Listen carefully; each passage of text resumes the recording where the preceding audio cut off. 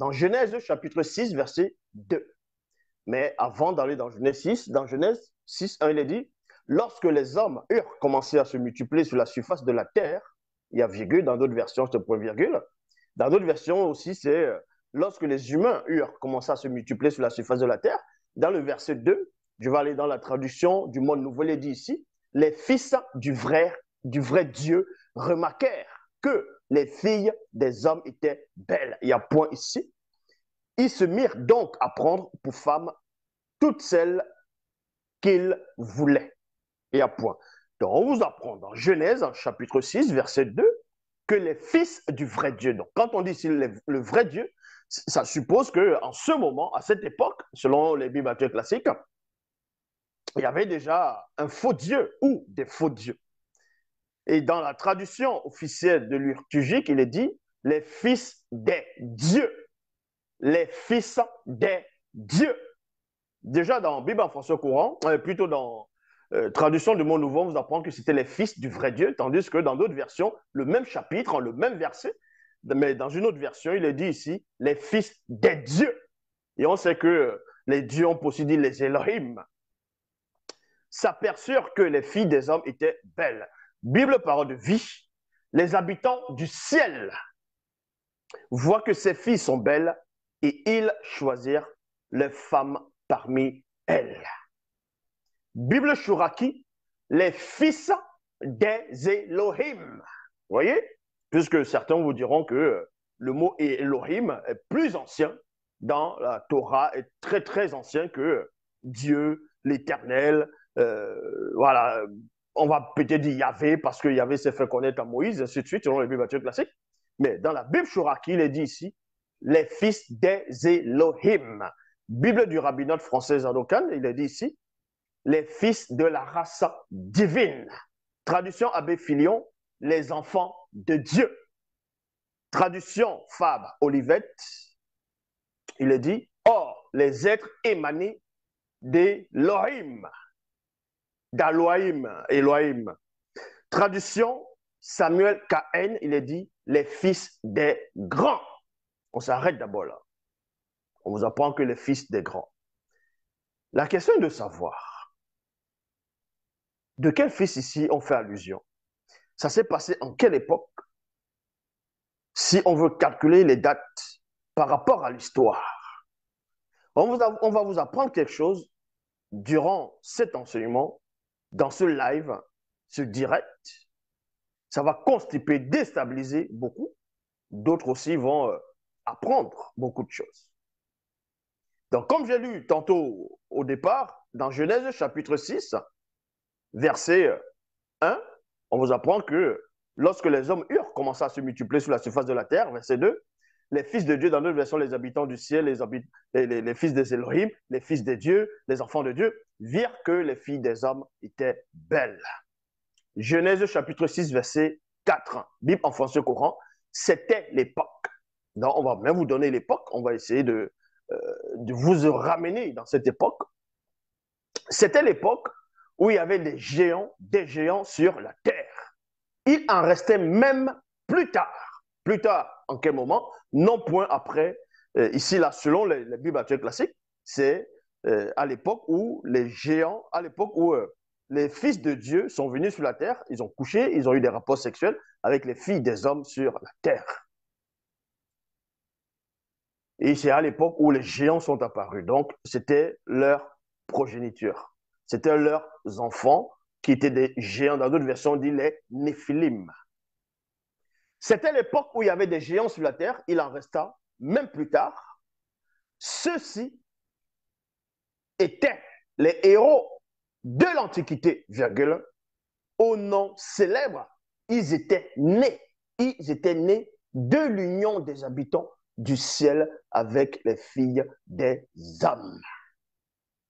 Donc, vous voyez, Genèse 6, 4 vous apprend que ce qu'on appelle les géants ou les néphilim dans d'autres versions sont l'union des êtres qui sont émanés par, on va dire, par-delà les cieux, ou tout simplement, oui, les cieux visibles, donc, du ciel, pour s'accoupler avec les femmes sur la terre. Et dans l'introduction On vous a fait comprendre aussi qu'il y avait des personnes qui disent que ces fils de Dieu, c'était les fils de Seth, la descendante de Seth. On va vous donner aussi d'autres versions des Bibles, toujours, pour vous démontrer que ce n'était pas la descendante de Seth. C'était bel et bien des êtres venus d'ailleurs. Mais qui étaient réellement, c'était quoi leur identité? Qui étaient ces personnes-là? Et qui étaient ces femmes-là? Et c'était qui ces enfants qui sont nés de cette union? On va dans le livre de Jude. Jude chapitre 1, versets 6 à 7. Il est dit ici, rappelez-vous l'histoire de certains anges. Il y a 2 points. Qui n'ont pas gardé le pouvoir qu'ils avaient, mais qui ont quitté l'endroit où ils étaient. Alors Dieu les a gardés pour toujours en prison, dans la nuit, en entendant le grand jour du jugement. Verset 7. Rappelez-vous, Sodome, Gomorrhe et les villes voisines, leurs habitants, les habitants de qui? De Sodome, Gomorrhe et les villes voisines, leurs habitants se sont conduits d'une manière aussi immorale que, que ces anges et ont recherché des relations contre nature.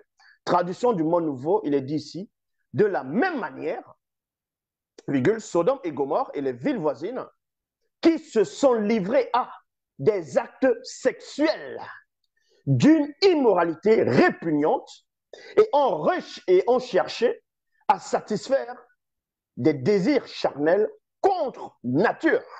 Donc vous comprenez ici que avant Sodome et Gomorre, avant les villes voisines qui étaient près de Sodome et Gomorre, on vous dit déjà qu'il y avait déjà des êtres qui ont eu à commettre des actes contre nature. Donc, le plaisir de la chair, les actes sexuels, mais contre nature. Pourquoi contre nature? Parce que ces êtres-là, venus d'ailleurs, ne devaient pas s'accoupler avec les filles des hommes. Donc, le fait de venir s'accoupler, c'est déjà quelque chose de contre nature. Ça, il faut comprendre cela. Donc, ces êtres-là, dans Genèse chapitre 6, verset 2, dont fait allusion, ne sont pas la descendance, ce n'est pas la descendance de Seth.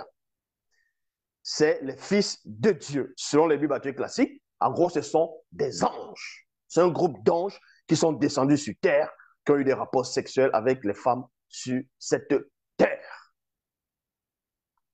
Maintenant, on va repartir dans Genèse 6, verset 4.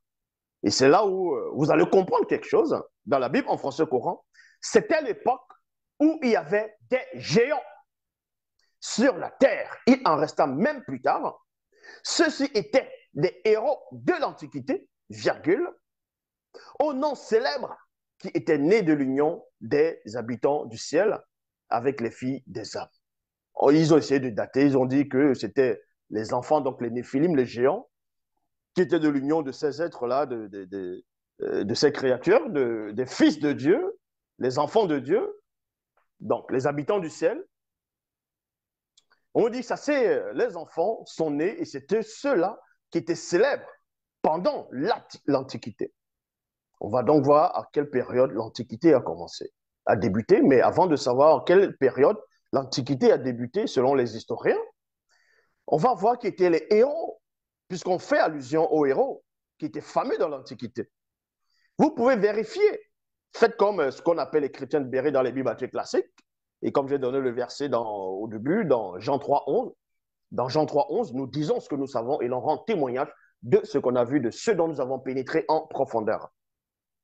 Vous pouvez aller sur Google, sur n'importe quel moteur de recherche, vous allez taper héros de l'Antiquité.